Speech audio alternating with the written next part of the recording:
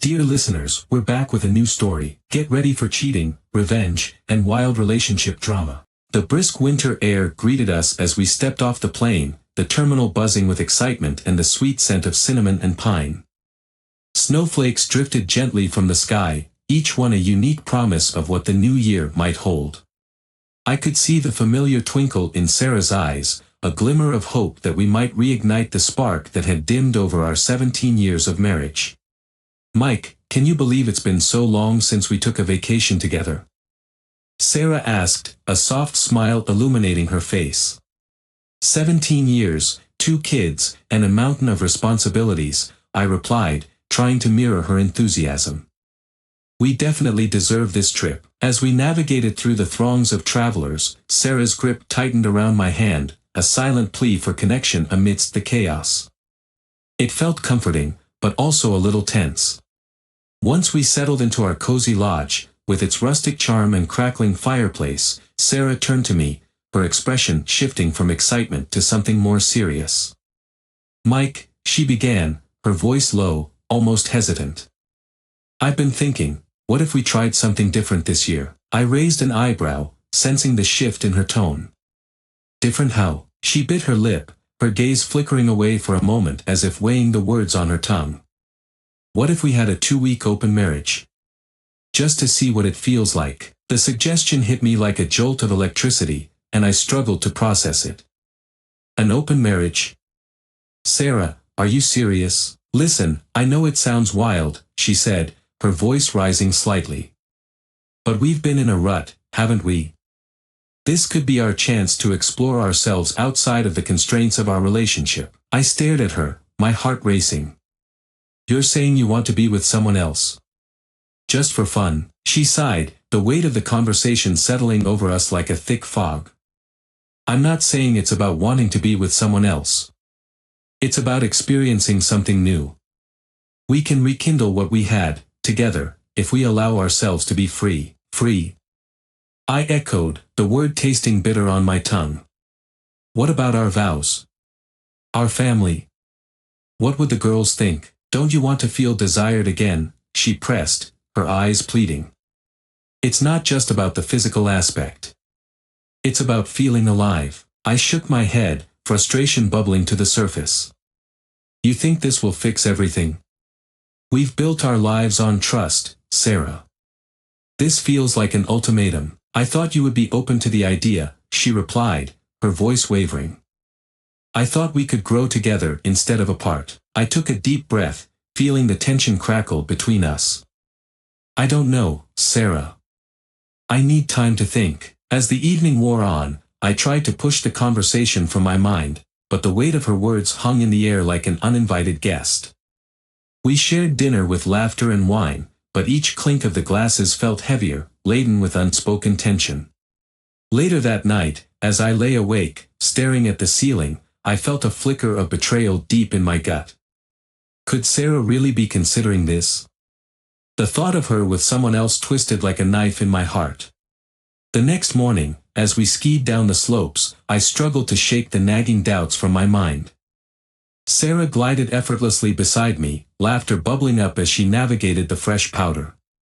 Look at you, Mr. Daring, she called, her face lit with joy. Just trying to keep up with my fearless wife, I replied, forcing a smile that felt more like a mask. The laughter echoed, but it felt distant, like it belonged to someone else's life. As we gathered for hot cocoa at the lodge later, Sarah turned to me, her expression earnest. Promise me you'll really think about it, Mike. I just want us to be happy. Sarah, I need to be honest, I said, my voice steady. This is a lot for me. I want to feel alive too, but it scares me. She reached for my hand, her touch warm and familiar. I'm not trying to hurt you. I love you, Mike. I just want us to feel alive again, and in that moment, I wanted to believe her. But the shadows of doubt lingered, and I couldn't shake the feeling that this was just the beginning of a journey I wasn't ready to embark upon. As we sipped our cocoa, the laughter of other families swirled around us, but a silence loomed over our table, a silent acknowledgement that things were about to change. The following days at the ski lodge blurred together in a haze of forced smiles and awkward silences. As the snow piled high outside, so did the tension between Sarah and me. I kept replaying our conversation about the open marriage in my mind, each iteration sharpening my suspicions. After a day filled with skiing, I decided it was time to confront Sarah. We were cozied up in our cabin, the fireplace crackling softly, but the warmth it provided couldn't thaw the ice that had formed between us. "Sarah," I started, my voice steady yet filled with apprehension. "We need to talk about David." Her gaze snapped up from her phone, surprise written all over her face. "What about him?" "You know what I'm talking about," I pressed, my heart racing. "This whole open marriage idea. Is it really just about exploring, or is there something more?" "Something you're not telling me." She set her phone down, the tension in the air palpable. "Mike, I told you it's not like that. David is just a colleague. I'm not cheating on you." "But you want to," I said, anger rising in my chest. "You want the freedom to do that. How can I trust you after you suggested this?" "Trust? You're accusing me of wanting to cheat, and yet you can't even consider my feelings." Her voice was sharp, but I could hear the tremor beneath it. "Because it feels like you're giving me an ultimatum," I shot back, frustration boiling over. "You're saying you want an open marriage like it's some casual adventure. But what if you find something with him? What if you fall in love?" Her expression hardened. "That's not fair, Mike. I just thought." "Thought what?" "That we could just throw our marriage away for a few weeks of excitement." I interrupted, my voice rising. "You don't think about the consequences. What about our girls? What will they think when they see us falling apart?" "Stop bringing the kids into this," she shouted, her voice echoing off the wooden walls of the cabin. "This is about us." I took a deep breath, trying to rein in my anger. "It is about us, and it feels like you're pushing me away. If you really think this is going to help our marriage, then maybe we're in deeper trouble than I realized." She ran a hand through her hair, frustration etched across her features. "I thought you would be open to exploring something new. I thought it would help us reconnect." "Reconnecting doesn't mean risking everything we've built," I said, my voice low but firm. "I can't pretend I'm okay with this, Sarah. I feel betrayed." Silence stretched between us, the weight of our words heavy in the air. I could see the hurt in her eyes, but I couldn't shake the feeling of betrayal that clawed at my insides. Finally, she spoke, her voice barely above a whisper. "What do you want me to say?" "That I'll never think about it again." "I want you to understand how much this hurts me," I replied, my heart aching. "I want us to talk about what's wrong in our marriage instead of throwing everything into chaos." She looked down, the fight draining from her posture. "I'm sorry, Mike. I didn't mean to hurt you. I just thought this would bring us closer." "I don't know if I can get past this," I said, my voice breaking. "I need time." The next morning, I woke early, the weight of our argument hanging over me like a thick fog. I watched the sunrise paint the snow in hues of pink and gold, but even the beauty couldn't lift the heaviness in my heart. Later that day, we decided to go skiing as a family. As we strapped on our gear, I could feel Sarah's eyes on me, searching for a sign of forgiveness that I wasn't ready to give. "Hey, you okay?" she asked as we rode the ski lift together. "Just trying to figure things out," I replied, keeping my tone neutral. "I didn't mean to push you away," she said, her voice softening. I thought we could use a little excitement, you know." "Excitement isn't worth the risk of losing everything we have," I replied, feeling the familiar frustration bubbling to the surface. As we reached the top of the slope, I could see our daughters, excitedly waiting for us at the bottom. I turned to Sarah, my heart heavy with uncertainty. "I need to know you're committed to our family and not just running after something because you feel unfulfilled." "I am committed, Mike," she said earnestly, her eyes pleading. "I just want us to feel alive again. But if this is what it takes, I'll drop the idea." I nodded, but the doubt lingered in my mind. "I hope so, Sarah. Because I can't keep doing this." As we descended the mountain, the rush of cold air against my face was a stark reminder of the turmoil swirling inside me. I wanted to believe her, to trust that we could navigate this rocky terrain together, but the shadows of suspicion loomed large, casting a pall over our family's New Year adventure. Later that night, as we settled into bed, I turned my back to Sarah, the distance between us more than just physical. I heard her whisper my name, but I remained silent, lost in my thoughts. The future felt uncertain, and I couldn't shake the feeling that our lives had irrevocably changed. The following day, I packed the car with our daughters, Mia and Lily, and headed to the ski lodge, eager to escape the suffocating atmosphere that had settled over our family. The drive felt long and heavy, the silence in the car punctuated only by the soft hum of the radio and the occasional giggle from the back seat. It was a stark contrast to the tension that had escalated just days before. "Daddy, are we there yet?" Mia called from the back seat, her voice full of youthful exuberance. "Not yet, sweetheart. We've got a little while to go," I replied, glancing in the rearview mirror to see her face alight with anticipation. Lily chimed in, "I can't wait to go skiing. I hope I can do the big hill this time." "Of course you can," I said, trying to muster enthusiasm. "You're a pro now. Just remember to bend your knees." As we neared the lodge, the landscape transformed into a winter wonderland, trees draped in white and mountains looming in the distance, their peaks glistening under the bright sun. But as beautiful as it was, I felt a deep pit in my stomach, reminding me that Sarah was back at the lodge, grappling with her choices. Once we arrived, the girls leaped from the car, their laughter echoing off the walls of the lodge.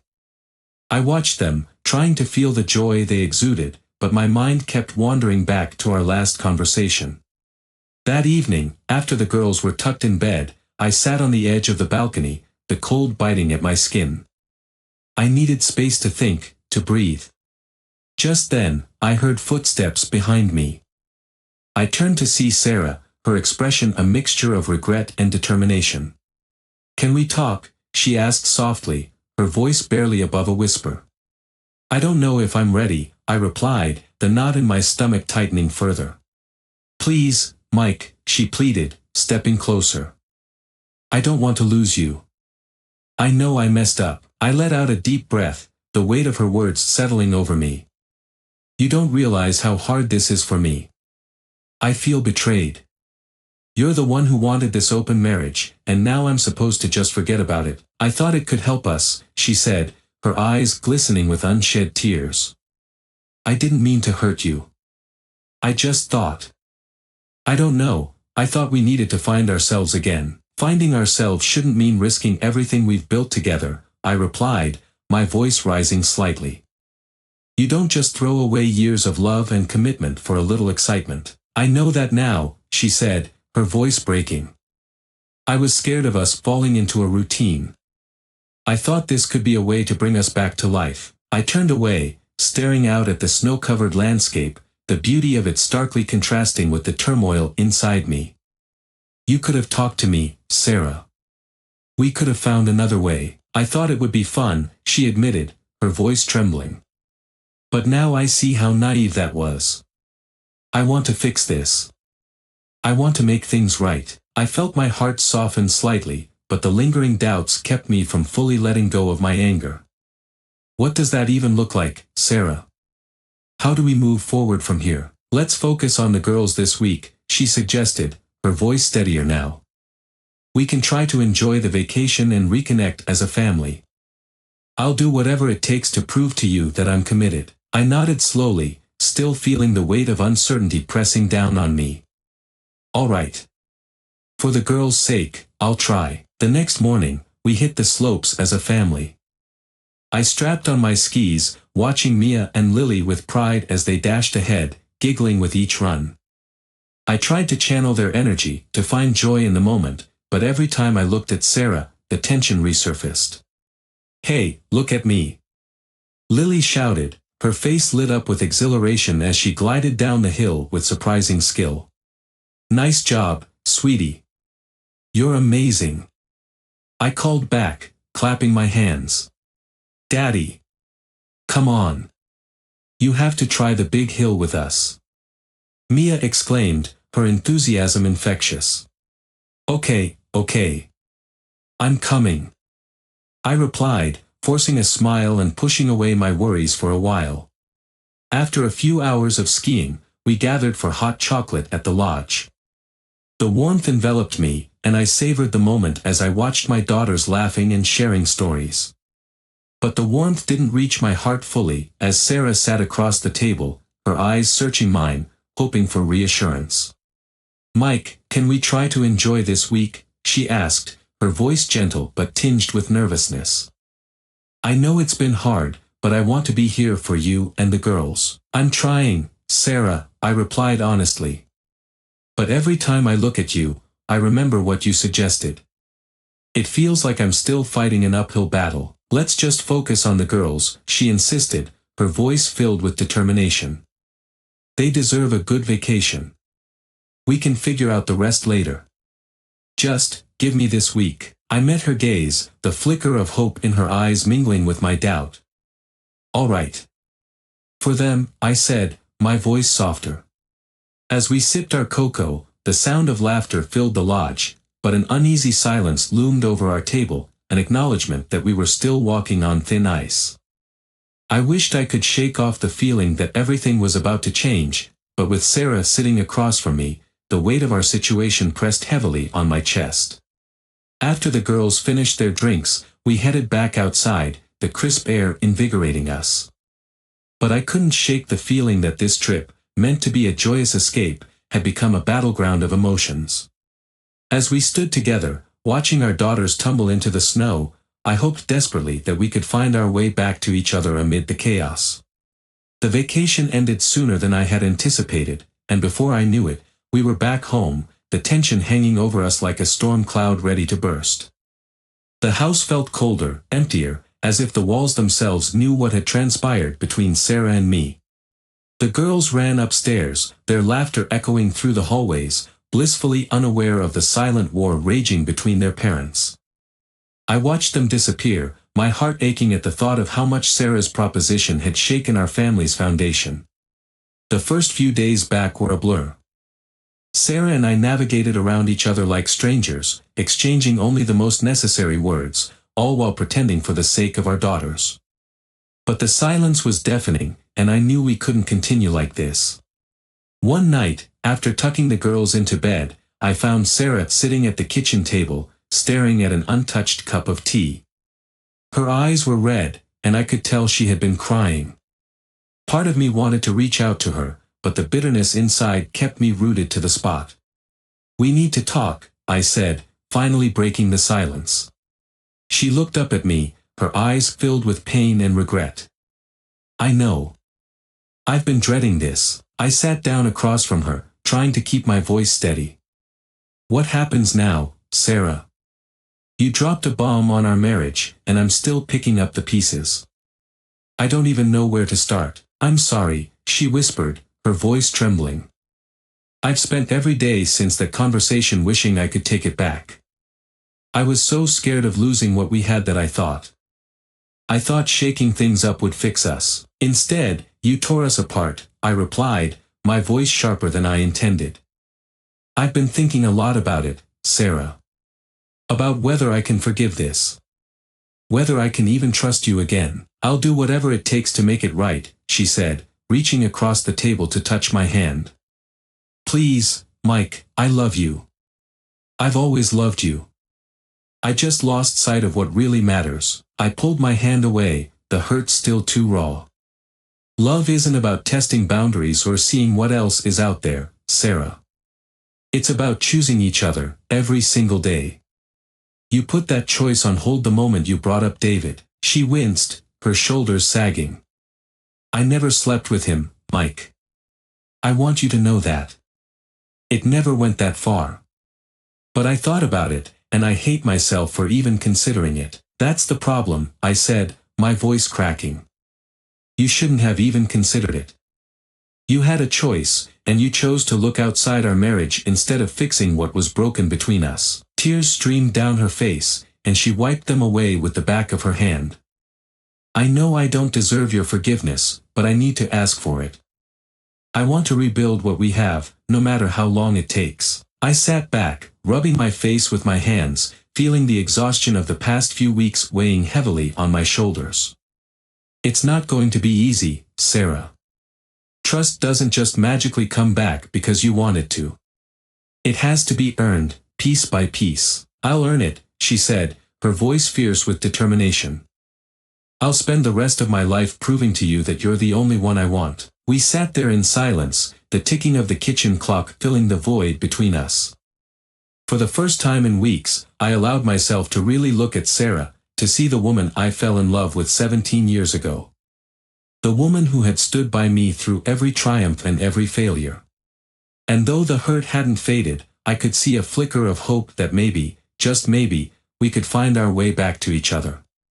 In the days that followed, we started to talk more. It was awkward and painful, but it was a start. We spoke about what had gone wrong, about the routines and ruts that had led us to this point. We talked about our fears, our insecurities, and for the first time in a long time, we started to feel like partners again. One evening, as we sat in the living room with the girls, watching a movie together, Mia turned to us, her eyes curious. "Mom, Dad, are you okay? You've been acting kind of weird." Sarah and I exchanged a glance, and for once, I saw the determination in her eyes instead of fear. "We're working on it, sweetie," Sarah said, pulling Mia close. "Sometimes grown-ups go through tough times, but that doesn't mean we don't love each other." "Yeah," I added, ruffling Mia's hair. "We're going to be okay, I promise." The girls seemed satisfied with that answer and returned to the movie, their laughter soon filling the room again. I felt Sarah's hand slip into mine, and though the gesture was small, it was the first time in weeks that it felt genuine. Later that night, as we lay in bed, I turned to her. "I'm still angry, you know. I don't know how long it'll take for that to go away." "I understand," she said quietly. "I'll wait as long as it takes. Just promise me one thing," I said, my voice barely a whisper. "No more secrets. No more running away from our problems." "I promise," she replied, her voice firm. "No more running. We face them together, from now on." And in that moment, with the darkness pressing in around us and our hands entwined, I felt something shift. The wounds weren't healed, but they were no longer festering. It would be a long road to rebuild the trust we had lost, but for the first time, I believed that it was possible. We had faced the aftermath, and now, step by step, we would begin to rebuild.